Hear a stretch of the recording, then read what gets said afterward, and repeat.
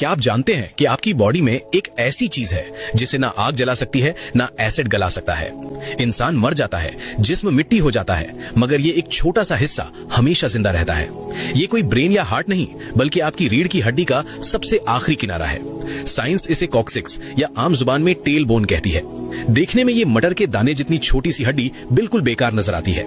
Modern science इसे एक फालतू हिस्सा, वेस्टिजियल ऑर्गन समझती थी, लेकिन हकीकत कुछ और है।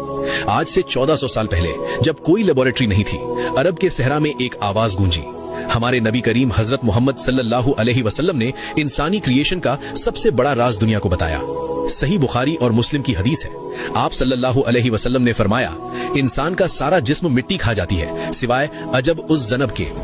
अरबी में अजब उस जनब का मतलब है रीढ़ की हड्डी की जड़ या बीज। आपने फरमाया, इसी से इंसान पैदा किया गया और इसी से कयामत के दिन दोबारा रिक्रिएट किया जाएगा।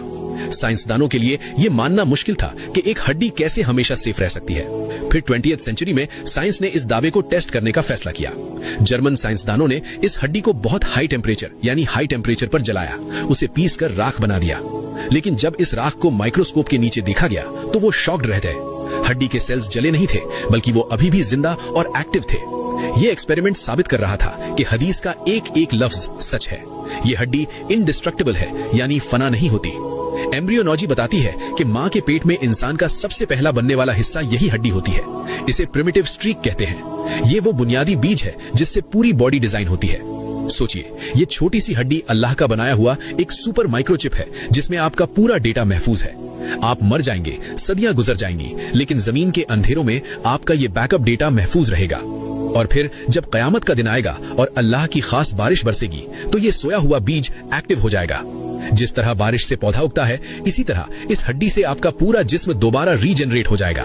बिल्कुल वैसी ही बॉडी, वही फिंगरप्रिंट्स, वही पहचान। जैसे हवाई जहाज में ब्लैक बॉक्स होता है, वैसे ही ये हड्डी इंसान का डिवाइन ब्लैक बॉक्स है।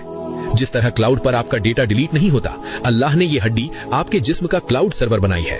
साइंस आज जिन टेक्नोलॉजीज पर काम कर रही है, इस्लाम ने सदियों पहले उनकी बुनियाद रखती थी।